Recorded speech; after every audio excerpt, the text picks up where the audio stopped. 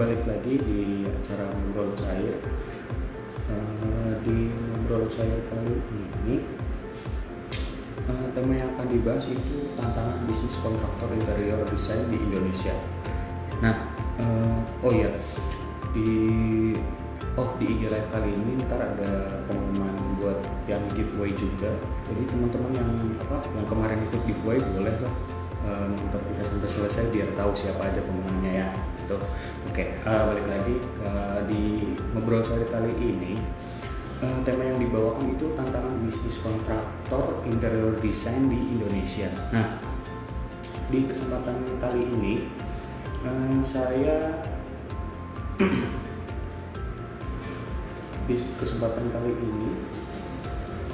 saya berkesempatan untuk mengajak salah satu narasumber yang memang sudah kompeten di bidangnya, yaitu Kak Theo. Kak Theo ini merupakan co-founder dari Konsepku. Ya, apa itu Konsepku dan gimana sih perjalanannya Kak Theo mendirikan Konsepku ini? Ya, mari kita langsung invite saja orangnya. Mungkin saya mau jelasin sedikit Konsepku itu apa. Konsepku itu bisa dibilang perusahaan kontraktor dan asli. Halo Kak Theo. Halo. Ya, selamat sore Kak Theo, apa kabar? Ya, sore baik. Kamu gimana? Jadi di ngobrol saya kali ini tema yang dibawakan ini tantangan bisnis kontraktor interior desain di Indonesia. Mungkin sebelum masuk ke situ, mungkin Kak Theo bisa ceritain dulu kesibukannya akhir-akhir ini apa gitu Kak? Boleh. Kalau kesibukannya sih masih seperti biasa ya, kita masih ke proyek, terus masih desain juga ada, kita juga masih workshop kita juga. Jadi proyek masih ongoing sih, itu di COVID ini. Oke, baik. Ini kan Kak Theo sendiri merupakan co-founder dari Konsepku. Nah, boleh diceritain nggak sih Kak, awal mula Konsepku berdiri itu gimana? Iya, jadi Konsepku sendiri itu sebelumnya tuh udah dari 2016, tapi namanya waktu itu bukan Konsepku.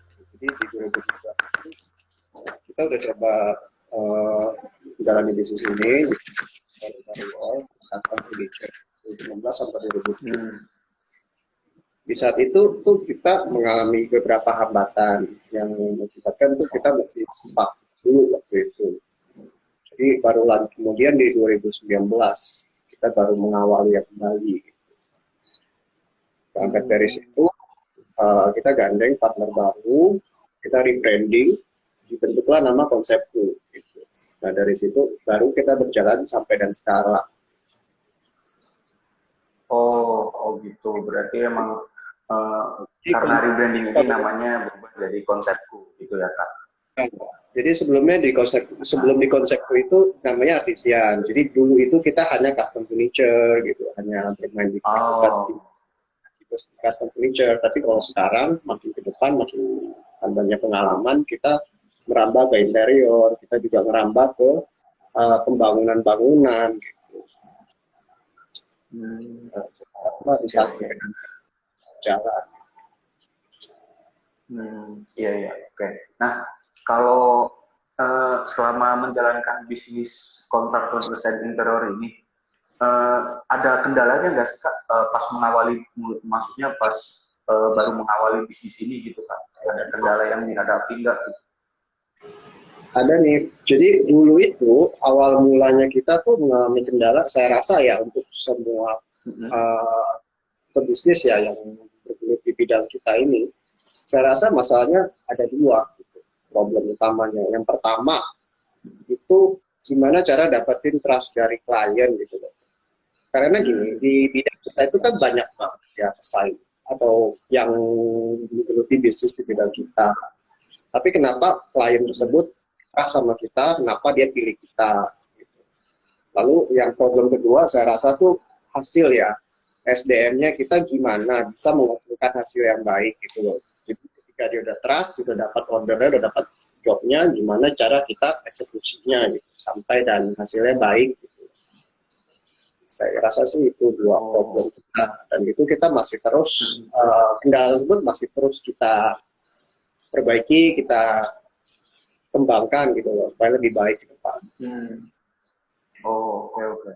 Berarti emang setiap bisnis pasti kendala utamanya trust ya, rasa percaya ke ke pelanggan gitu ya Kak. Iya, klien baru terus. Udah klien baru, klien lamanya gimana juga. Oh iya.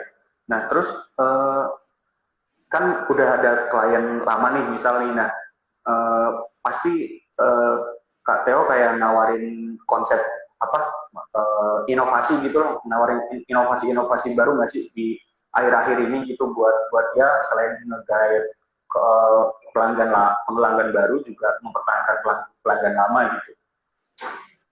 Kalau inovasinya sih kita lebih ke jasa juga kan, jadi kita gimana perbaiki diri kita, klien lebih nyaman sama kita juga, hasilnya kita lebih baik.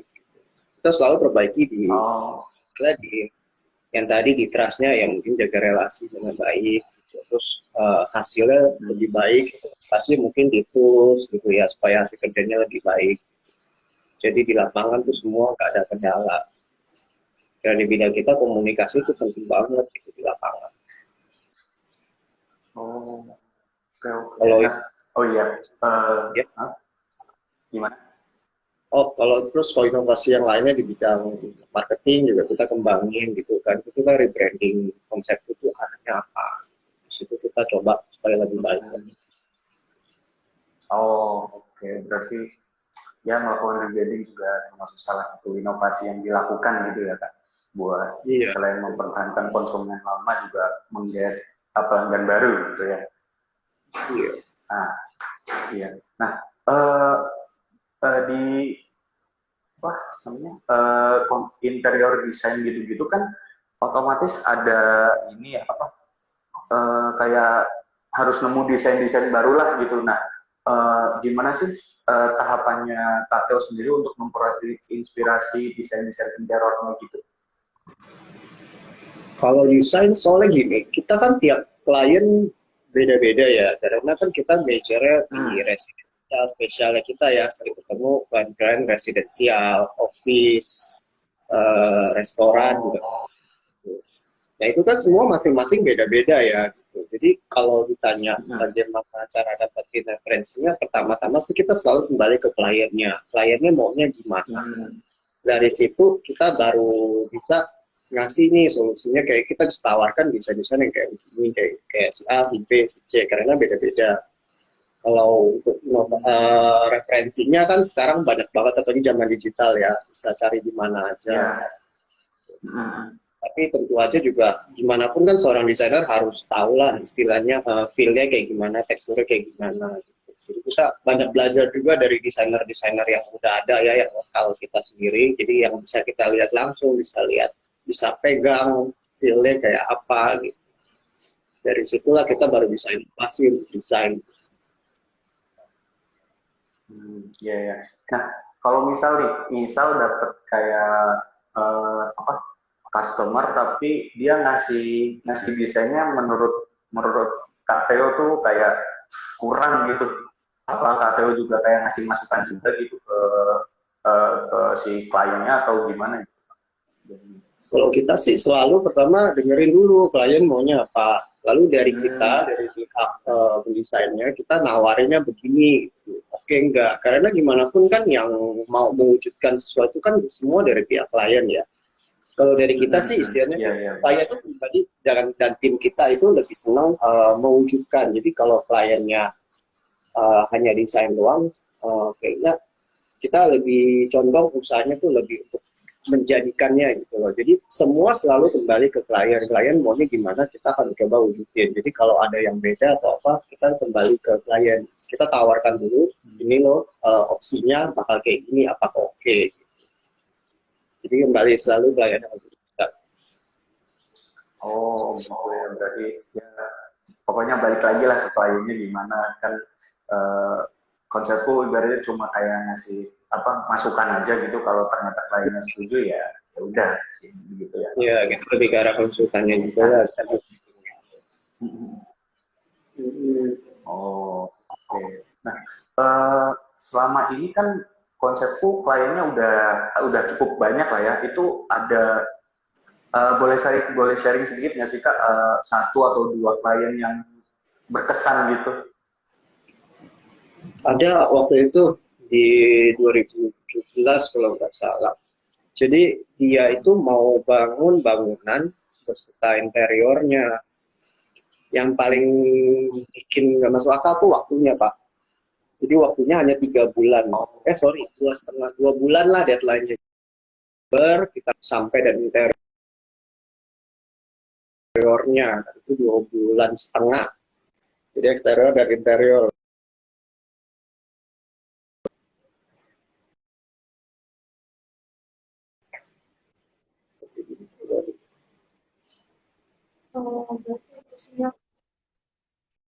Putus ya.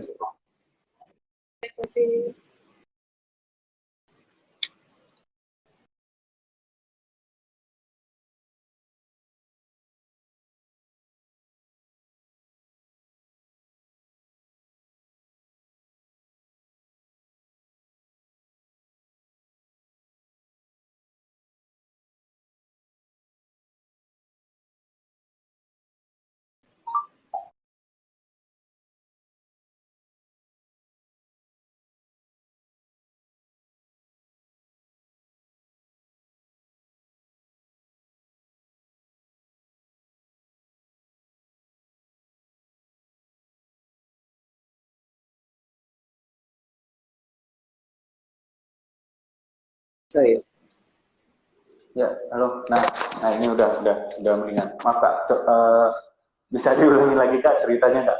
Tadi putus-putus. sampai mana? Diulang dari awal jadi nggak apa-apa. Dari apa, Oke. cerita dapet klien yang cuma tiga minggu apa ya? Iya gitu tadi. Oh iya, enggak. Jadi Ah, dulu kita pernah dapat proyek, kita bangun ya. bangunan 2 lantai, kurang lebih sekitaran 8 kali 15 meter lah, 2 lantai gitu kan. Mhm. Berarti Ya. itu, nah itu waktunya itu dia kasih deadline-nya cuma 2,5 bulan gitu. Jadi Oh. dari itu biasa kita bangun bangunan 2 lantai itu aja text time itu sekitaran proyek rumahan aja 9 sampai 12 ya 9 sampai 15 bulan lah gitu asumsinya. Hmm. Itu proyek normalnya kita kalau ngebangun. Tapi ini mintanya 3 bulan. Nah di situ kita dapat tantangannya itu. Gitu. Kita benar-benar itu kerja siang dan malam ngejar timnya sendiri ya waktu itu 80 orang lebih gitu satu proyek itu. Dan itu kita berhasil sih ngerjain itu hanya dalam waktu 3 bulan gitu. Untuk Hmm. sorry 4 bulan. Jadi udah eksterior sama dan interiornya. Gitu. Yang lebih berkesan lagi itu bukan di Jakarta, tapi di Sumut gitu, proyek luar kota. Gitu. Dan itu kelar. Iya. Itu Oh, berkesan banget. menarik. Iya, Iya. iya. Berkesan banget sih. 3 bulan biasanya ibaratnya apa, Iya. 6 bulan sampai 12 bulan gitu ya. Nah, tiba-tiba dikasih Iya. proyek 3 bulan, wah Wah, lumayan juga. itu semua tim kita itu benar-benar tuh tidur udah deg-degan aja itu kelar gak ya kelar gak. Gitu. Oh, oh iya. Kalau untuk apa namanya? Untuk timnya sendiri itu, konsep ada berapa orang sih Kak? Untuk timnya? Kalau konsep kalau kita yang studio kan kita desain kurang lebih 3. Tapi kalau di luar dari Mm-mm. itu di workshop sendiri ada kurang lebih ada 15 dapat. Tapi kalau di luar lagi yang sipilnya ada lagi sendiri. Jadi kita bergantung jumlah Oh, proyek ya. Apalagi yang pandemi sekarang ini lagi pandemi gitu. Jadi ya mau gitu. Agak nyesuaiin kita jumlah proyek. nah iya nih.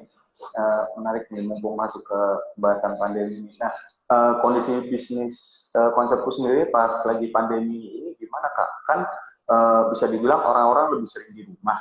Terus juga kayaknya sekarang juga banyak ya, kayak yang ibaratnya ngedekor rumah sendiri gitu. Apakah itu ngaruh juga ke kondisi bisnis konsepku atau tidak atau gimana? Iya, awal-awal sih kita cukup berasa ya, karena kan gini, Hmm. kita pas bulan Februari itu kita baru masuk kantor di Gowok ini, di Likomo ini gitu. Bulan Februari itu Oh. baru tekan kontrak, masuk Februari, pandemi gitu. Mm-mm.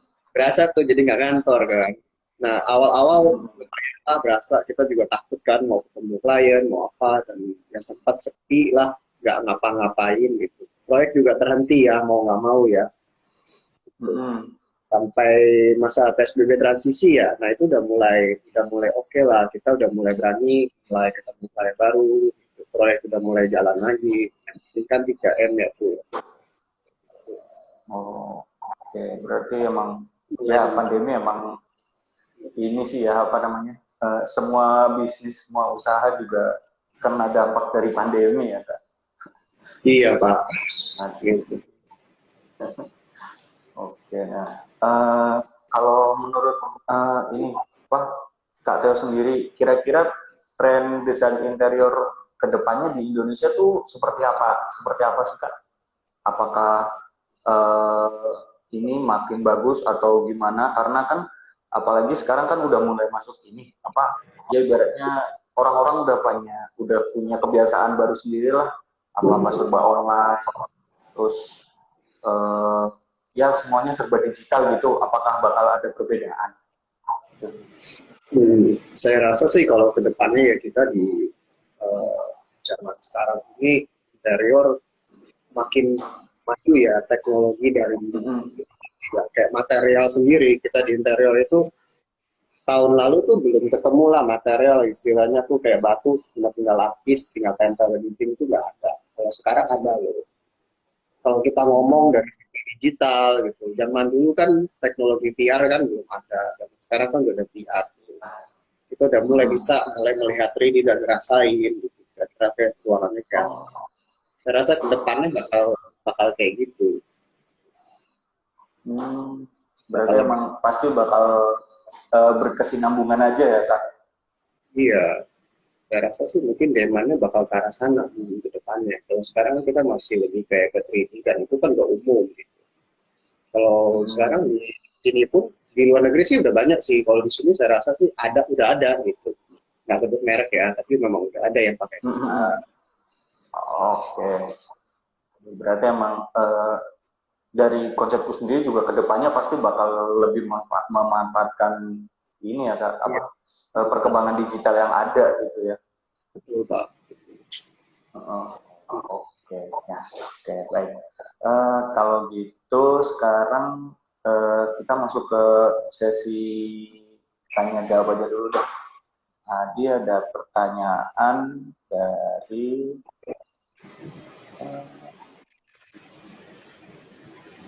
ini dari Hoirul Anam 01. Bang, kuliah jurusan arsitektur emang harus bisa ngegambar ya? Oh iya. Eh, Kalau Kak Teo sendiri backgroundnya apa sih, Kak? Saya Mungkin maksudnya arsitek. biar Iya, arsitek. backgroundnya Nah, arsitek. ya. Jadi kalau saya jawab valid tuh. Gitu. Ya silakan boleh dijawab. Nah, kuliah arsitek tuh memang harus bisa menggambar. Jawabannya bisa dan tidak gitu. Tapi kalau Karena gambar, saya dulu ya pertama kali masuk jurusan arsitektur disuruh gambar kursi dan itu pun saya nggak bisa gitu. oh oh gitu. Gitu. Dulu di Untar, kalau saya kan lulusan Untar, disuruh gambar kursi Hmm. waktu itu. Baru benar-benar hari pertama kuliah gitu, disuruh gambarnya kursi, perspektif, dan saya nggak bisa sama sekali tuh, gambarnya sembarangan. Tapi ya namanya gitu ya, namanya kita kan kalau emang niat mau belajar pasti bisa sih. Gitu. Diulang-ulangnya Hmm. terus. Ya, kok. Oh, oke. Apalagi sekarang udah zamannya Terus 3D ya, zamannya 3D, ke hmm. depan mungkin VR. Saya rasa sih bukan bisa menggambar ya, mungkin bisa melek teknologi juga. Kalau menggambar ya gimana pun kan kita kan yang bangun sumber dayanya kan belum tentu semuanya bisa baca begitu ya. Ada yang mesti Iya. dijelasin. secara lisan, ada yang digambar, gambar tangan gitu di lapangan. Ya saya rasa sih kalau ditanya harus bisa, ya harus bisa gitu. Seenggaknya bisa menjelaskan lah gitu, nggak mesti bagus kok. Oke. Berarti emang ya mau nggak mau harus bisa ya, harus bisa ngegambar. Iya betul Pak. Iya, oke. Nih, selanjutnya pertanyaan dari FX Dave. Kalau ini mungkin lebih ke ini projectnya ini. Kalau pemilihan bahan baku bangunan itu dibantu sama teman-teman konsepku nggak Kak? Terus ke harganya sendiri bedanya kentara nggak Kak? Iya, kalau untuk material bahan baku bangunan juga kita bantu. Kita kan kalau misalnya gini, jadi bisa desain dari klien. Jadi kliennya udah punya desain nih. Lalu ke kita quotation. Nah biasanya kita tuh akan menjelaskan quotationnya kurang lebih segini karena materialnya segini. Nah kalau misalnya dia mau ubah aspek material, kita harganya bisa berubah. Jadi semua tergantung jenis material ya. Kalau di konsepku sendiri kita memang spesialisnya kan, misalnya untuk furniture ya, interior ya kita ngomong, Iya. spesialis, lalu veneer, lalu laminate. Nah, dari ini semua kita memang udah ada spek harganya gitu. Jadi udah baku lah istilahnya, jadi acuannya itu. Oke, berarti emang Lumayan tergantung material sendiri. Gitu. tergantung material berarti ya. Iya, tergantung finishingnya apa. Oke. Ini ada pertanyaan dari Devina.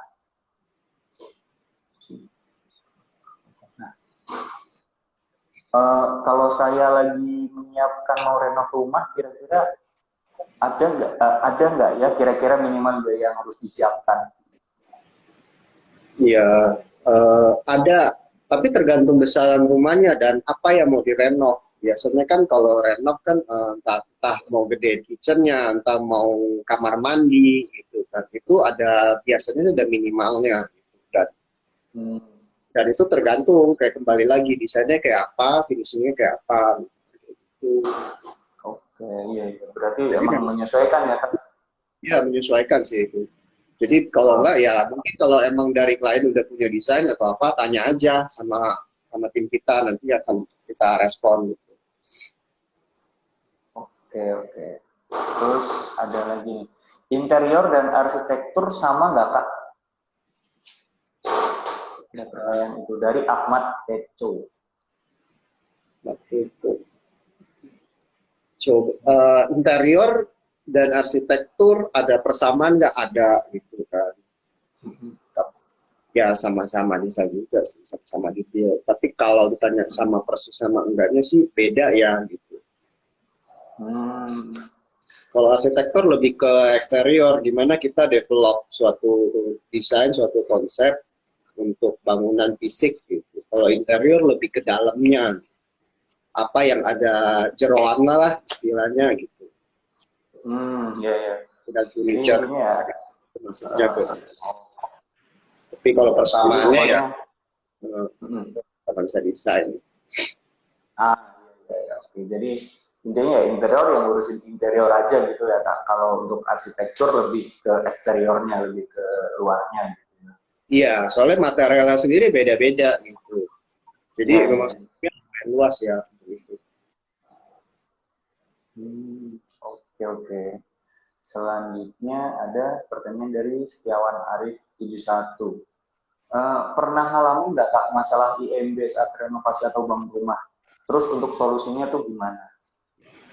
Sebenarnya kalau ngurus IMB itu sebenarnya kita bisa lewat Jak Evo, itu online dari pemerintah sendiri. Dan itu sebenarnya ya kalau ngikutin aturan resminya ngurus IMB rumah tuh nggak lebih dari 1 juta loh. Pada prakteknya ya cuma pada prakteknya ya sabar atau tidak sabar aja gitu, mau cepat apa enggak. Misalnya udah beda itu nominalnya.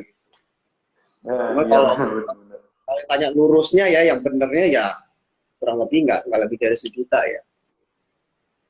Tapi prosesnya lama sih, mesti sabar ya. Kurang lebih ada yang saya urus itu ada yang cuma 2 bulan, ada yang 1,5 bulan, yang rekornya 1 tahun juga belum keluar, juga ada yang kayak gitu. Ya makanya kembali ke owner. Makanya biasa kalau dari pihak kami, kita yang bangun, kita nggak termasuk IMB. IMB kembali ke owner. Tapi kalau memang mau kita bantu, ya kita bisa. Oh gitu. Pertanyaan selanjutnya dari Hesti Utami. Menurut kakak bagaimana cara menarik klien agar klien tertarik untuk bekerja sama dengan konsepku?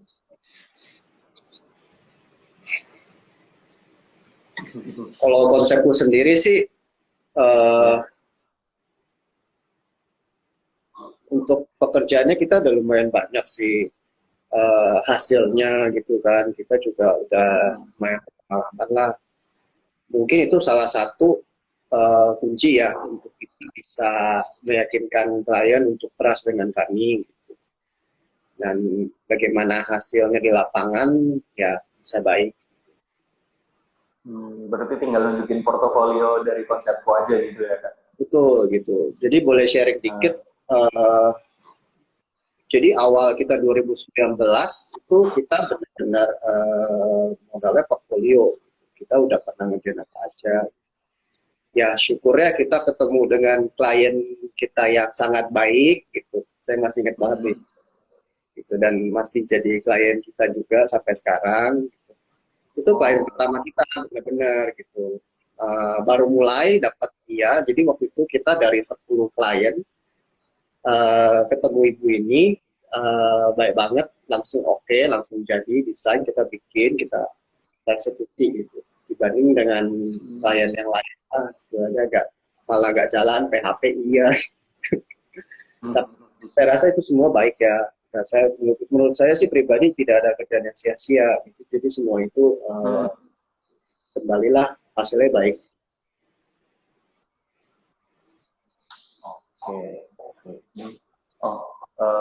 Dari Devina, dia ngasih komentar. Dulu kalau ada yang mau masuk jurusan desain interior, pasti orang tua bilang, ngapain masuk interior, mending arsitek. Padahal bisa dibilang sama aja padahal ya Kak. Nggak sama. Jadi sebenarnya gini, kayak tadi saya bilang, arsitek itu kan kita belajar itu desain luar ya. Jadi kalau kamu lebih tertarik sama eksteriornya, bentuk suatu bangunan, filosofinya mau bagaimana, ya pilihlah arsitek. Karena arsitek itu yang memplanning secara garis besar. Nanti ada pihak ME, ada pihak konstruksi, ada pihak interior. Itu semua yang menggarisbawahi itu seorang arsitek.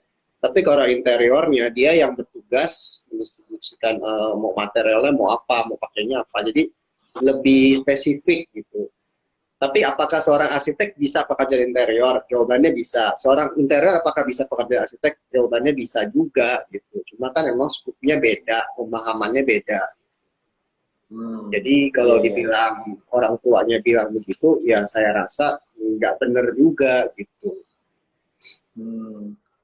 Jadi mungkin kurang informasi aja. Iya, info aja. Mungkin memang lebih mendalami dulu. Soalnya interior sendiri, waktu itu kan memang ada intern kita, orang interior juga ya. Jadi, dia punya buku setebal ini buat ngapalin istilahnya tuh kayak warna, terus kemudian warna apa tuh, sofanya mesti pakai apa aja.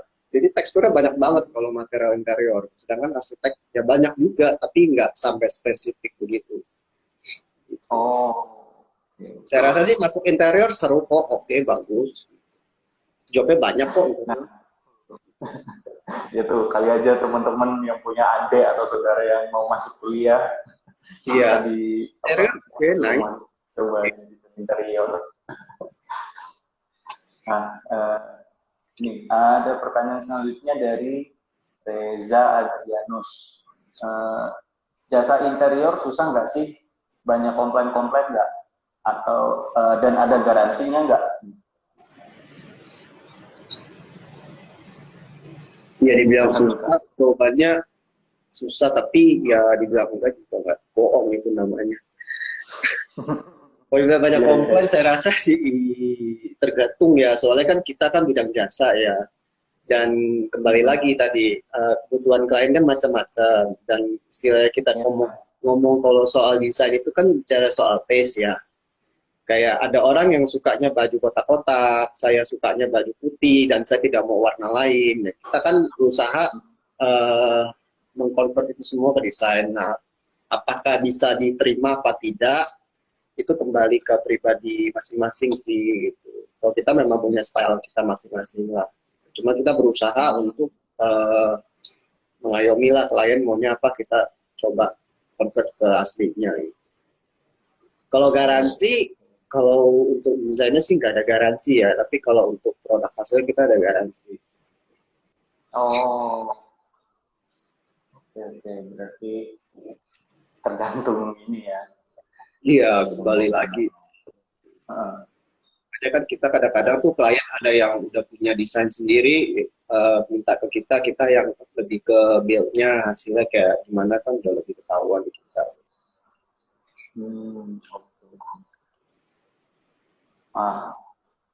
Ada yang bertanya lagi, Joha_Enlim.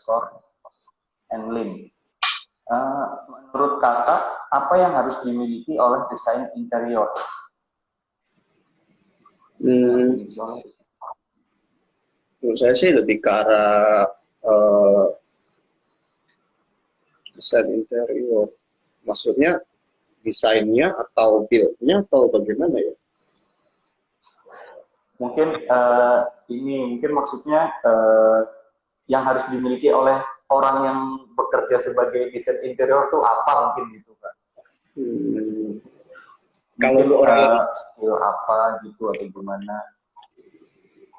Mungkin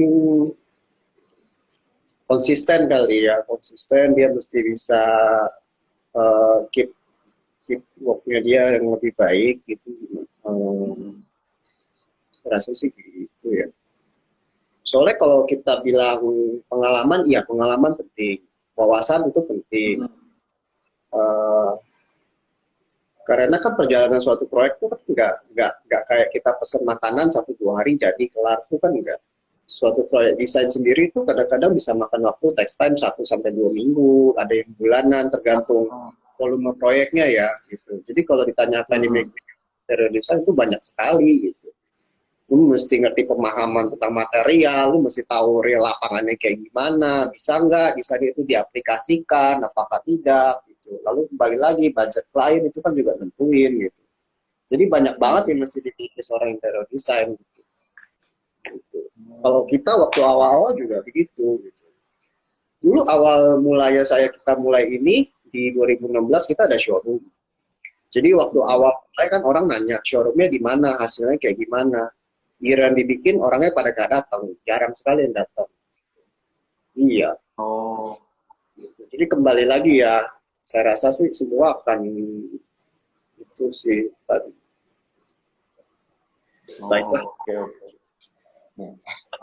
Kok moderatornya belum cukup kan? Iseng aja kan?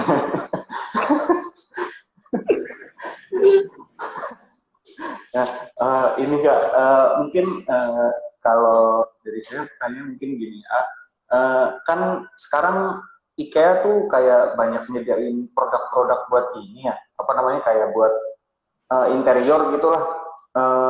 Dari sisi bisnisnya itu bisa jadi ini nggak sih, bantuin bisnis atau malah bisa dibilang kayak kompetitor gitu Kak buat konsep. Kalau dibilang kompetitor sih kayaknya kita yang nggak masuk di radarnya dia kali ya.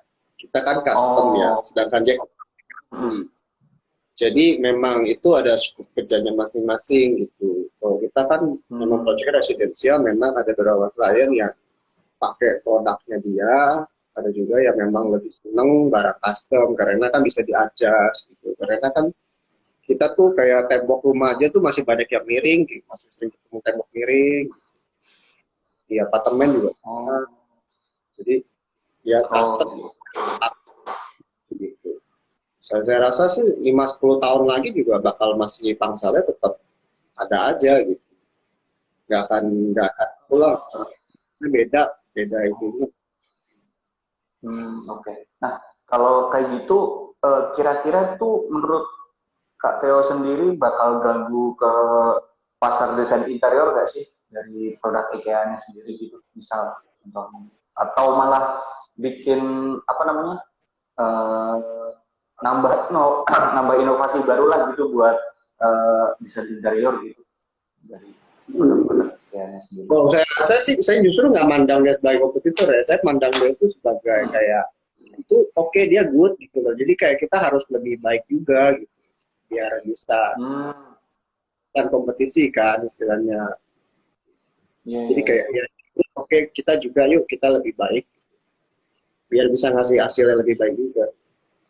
Iya. Biar hasil baik klien juga seneng gitu ya Kak, jadi Gitu. Klien bisa senang juga balik kita, kembali lagi gitu. betul Pak. Hmm, oke oke.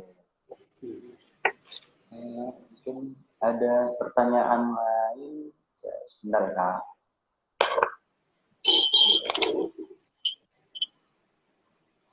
Oke. Nah, mungkin Kak Reza bisa apa? Kak Reza kan jadinya gara-gara sudah. Nanya penjualan tuh. Iya. Maaf. Mungkin Kak Teo bisa kayak apa namanya ngasih ngasih gambaran atau masukan gitu buat para pebisnis yang emang eh, pengen bergerak di bidang interior gitu, interior design yang bergerak secara indie gitu lah, bergerak secara sendiri itu mungkin eh, Kak Teo bisa ngasih masukan atau saran gitu. Kalau buat yang baru mulai, yang kebanyakan lebih senang di desainnya ataupun semacam istilahnya lebih ke konsultannya dan butuh yang build-nya yang bisa di ini boleh ke kita ngobrol gitu, boleh lihat workshop ke kita juga. Jadi mungkin ada peluang kerjasama gitu. Ah, Kalau oke yang oke. baru mulai begitu. Kalau untuk yang udah senior-senior yang udah main gitu juga ya boleh kalau ada yang material atau apa yang bisa di sharing gitu boleh dong, tolong dibantu gitu di share kita juga gitu. Ada masukan dan apa boleh deh tolong biar kita juga bisa berkembang lebih baik. Iya, ya, oke. Nah, itu teman-teman. Jadi kalau misal buat teman-teman yang emang apa tertarik atau ya pengen tahu lebih dalam tentang interior design dan segala macam bisa langsung kontak ke konsepku di IG-nya apa? Di konsepku Konsepku ya. lagi gitu. Oke. Nih, ada pertanyaan terakhir nih Kak dari Hesti Nutami. Eh, kendala apa aja yang ditemui dalam bisnis kontraktor desain interior? Udah, Kendalanya. waduh, apa ya? Kendalanya banyak. Soalnya di lapangannya tiap-tiap kasus beda-beda ya. Jadi banyak banget Iya, iya. gitu. Yang paling sering mungkin Kak, yang paling sering dihadapi gitu pas kendala di lapangan gitu. Kendala di lapangan yang paling sering temui yaitu salah satunya dindingnya suka miring gitu. Gimana kita nyikapinya Oh, gitu. Terus uh, konsultasi budget juga perlu ya. Makanya di awal kita selalu open untuk konsultasi budget gitu dan desain gitu. Itu dari kita udah memang kita beriin, jadi tinggal tanya aja kalau ada apa-apa gitu. Jadi kan soalnya bukannya gimana, soalnya bisnis kontraktor kan proyeknya beda-beda ya gitu. Ada yang residensial, ada yang uh, apa tuh konvensional, lebih kayak office. Nah itu kan memang kan kebutuhannya beda-beda ya. Jadi kalau kendalanya juga masing-masing kadang-kadang case-nya beda gitu. oke, berarti Mungkin emang kalau ada ya case-nya spesifik tergantung boleh coba lapangan nanti gitu kita ya. discuss lagi ya di dalam dengan Ah, Hestin ya. oh, ya, ya, ya. Oke, oke. Nah, itu. Ya, mungkin buat Iya. teman-teman yang ingin tahu lebih dalam lagi tentang desain interior atau tentang arsitektur atau gimana gitu, mungkin bisa langsung kontak ke konsepku atau mungkin bisa personal ke Kak Teo atau lewat konsepku aja nih. Ya boleh lewat ke IG saya pribadi juga boleh lewat konsepku juga boleh. Ya, oke. Oh iya. Oke. Dan kita Ya. juga ada inovasi bisnis baru dari konsepku sendiri. Jadi selain apa yang ada di proyek kan kita juga ada produksi furniture loose gitu ya. Itu juga bisa nanti PO atau request di konsepku.living. Itu ada juga di IG-nya. Oh. Nah, teman-teman. Jadi kalau misalnya emang tertarik ingin diskusi, tertarik ingin ingin nyobain produk yang dibuat oleh Konsepku, bisa langsung silahkan kunjungi IG-nya Konsepku. Ya, dicek di konsepku.living. Ya, itu dia. Oke. Ya, terima kasih ya Ko Theo atas waktunya. Mungkin sekian dulu. Ya. Ini berarti oh ya, sudah. Mungkin kalau Ko Theo mau live juga nggak apa-apa. Soalnya ini abis ini kita mau pengumuman giveaway gitu. Tapi kalau mau nonton juga nggak apa-apa. Oke. Ya, oke. Jadi Kak Theo mau ini lihat dulu sampai selesai atau gimana Kak? Iya. Jadi ini habis ini kita mau ini kan kemarin di Picture ada giveaway, terus hari ini mau pengumumannya. Mungkin apakah Kak Theo mau ikut sampai selesai atau mungkin kalau misal Kak Theo mau live juga nggak apa-apa. Apa tuh? Enggak, kemarin kita ini ngadain giveaway. Nah, beda dari urusan yang IG Live ini Kak. Itu. Oh iya. Jadi mungkin kalau Kak Theo pengen nonton pengumuman giveaway kita ya nggak apa-apa join di sini. Kalau misal pengen live juga nggak masalah kok Kak. Gitu, oke. Ya. Oke. Ya, oke. Aku close. Ini gimana sebenarnya? Ya udah, aku ini dulu ya. Ya, oke. Terima kasih atas waktunya, Kak. Ya, thank you. Yo.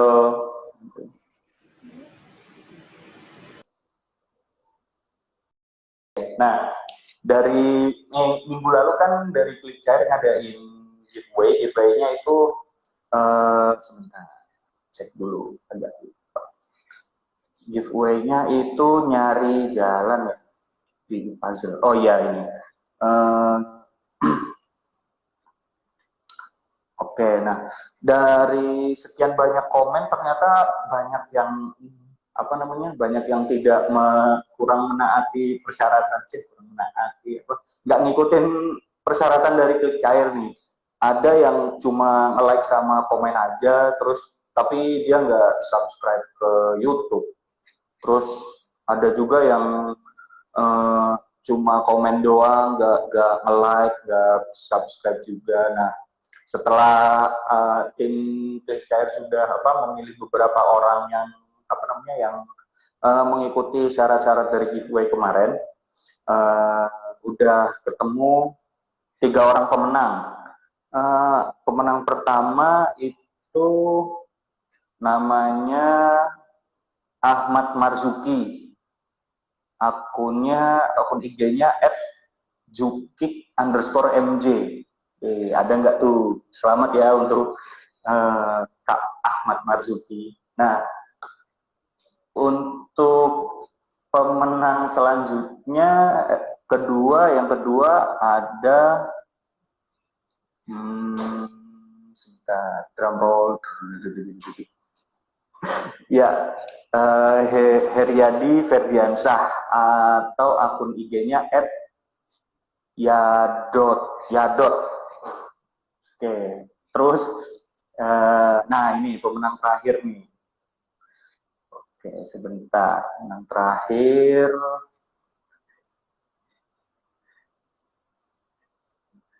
Untuk pemenang terakhir, oke, ya ini dia. Untuk pemenang terakhir ini Kak Natalia Indah akun IG-nya @natalie_ind_. Nah, oke. Selamat ya untuk para pemenang, dan ntar mungkin bakal di-up di IG story lagi ya. Selamat sekali lagi untuk para pemenang, dan apa namanya? Ya pokoknya teman-teman yang memang tertarik di bidang desain interior gitu itu bisa langsung kontak ke Konsepku, dan jangan lupa untuk follow IG kami juga, follow terus ini apa namanya, jangan lupa juga ikut tunggu acara ngobrol saya selanjutnya gitu ya. Oke, terima kasih. Bye.